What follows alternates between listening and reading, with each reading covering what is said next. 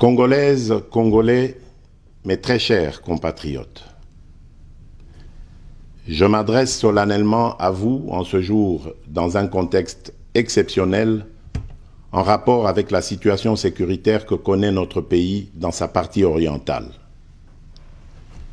Ce contexte d'agression et d'occupation des territoires dans le Nord Kivu est perpétré par le groupe terroriste dit du M23 avec l'appui avéré en hommes et en logistique du Rwanda.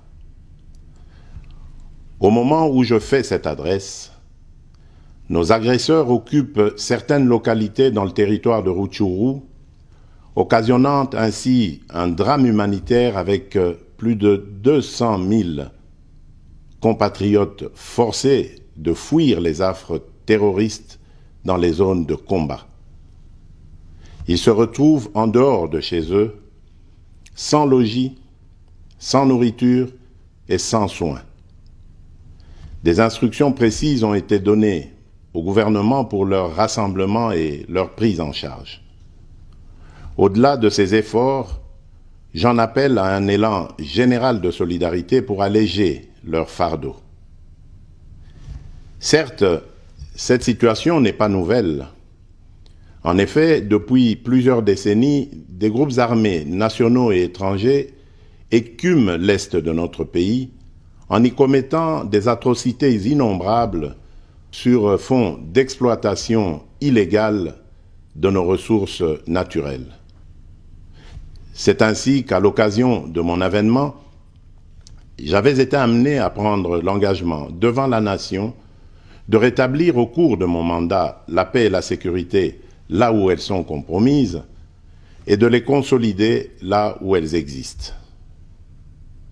Sitôt dit, sitôt fait, j'ai sans délai et de bonne foi commencé à développer, notamment avec tous nos 9 pays voisins, une diplomatie de proximité en vue d'établir avec eux des relations de coopération franches, transparentes et de caractère gagnant-gagnant.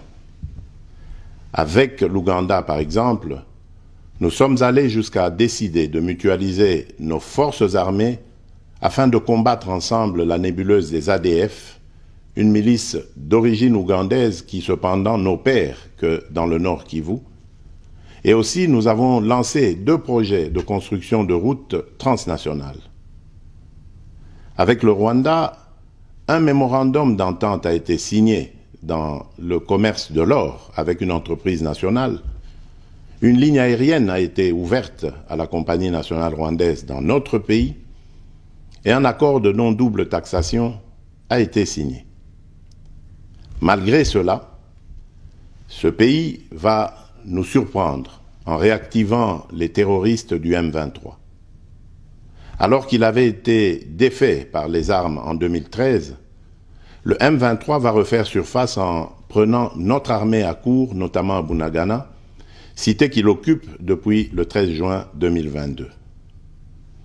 En effet, sous la fallacieuse accusation de soutien des FARDC au FDLR, le Rwanda a en réalité des velléités expansionnistes, avec comme intérêt principal l'appropriation de nos minerais, et pour ce faire, il s'active à déstabiliser l'Est du Congo pour créer une zone de non-droit en vue d'assouvir ses appétits criminels.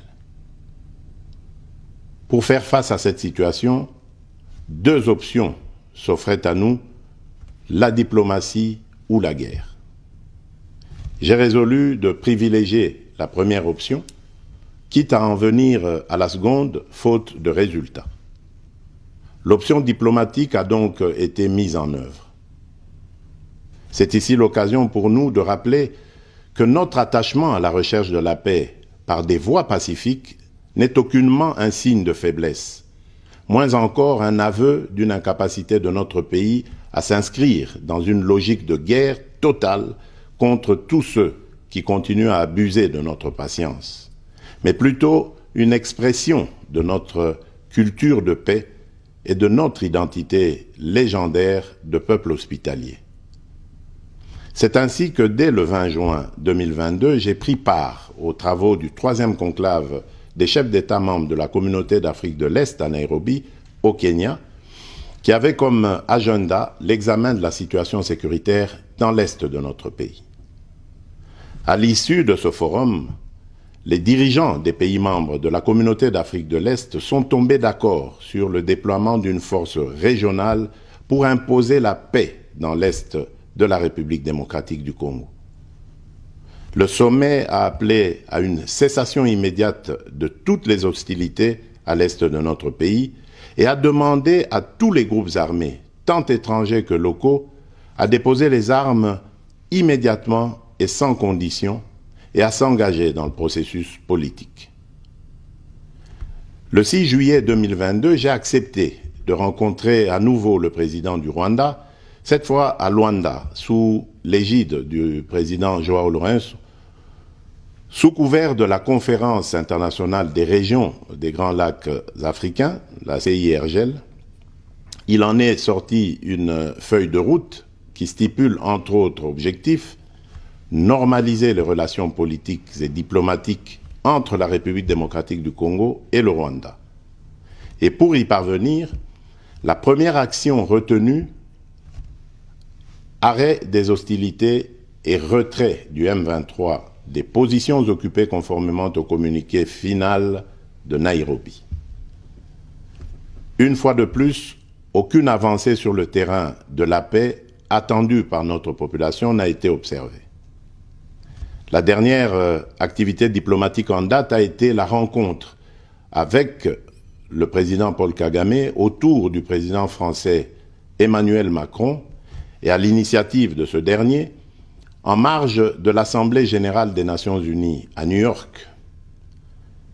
Ici également, pour l'essentiel, il a été acté le principe d'un cessez-le-feu immédiat et du retrait inconditionnel du M23 des positions qu'il occupe, toujours sans résultat tangible sur le terrain. Mes chers compatriotes, comme vous pouvez le constater, malgré notre investissement et les efforts fournis dans cette optique, la paix et la sécurité ne sont pas au rendez-vous. Garant de l'indépendance, de l'unité nationale et de l'intégrité territoriale, je réitère mon engagement constitutionnel de défendre la patrie jusqu'au sacrifice suprême.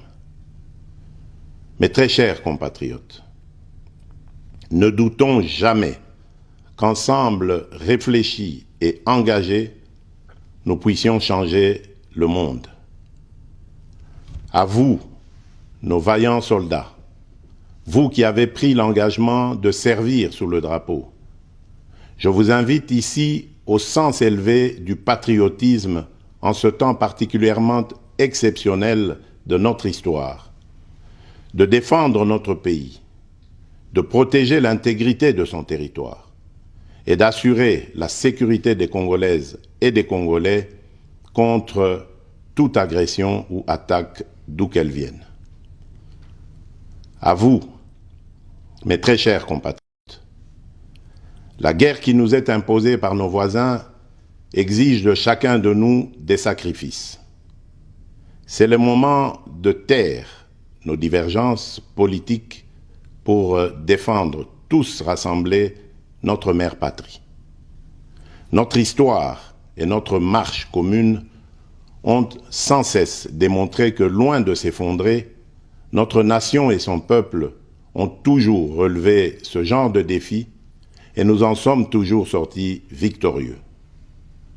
Restons tous unis et solidaires derrière nos forces de défense et de sécurité.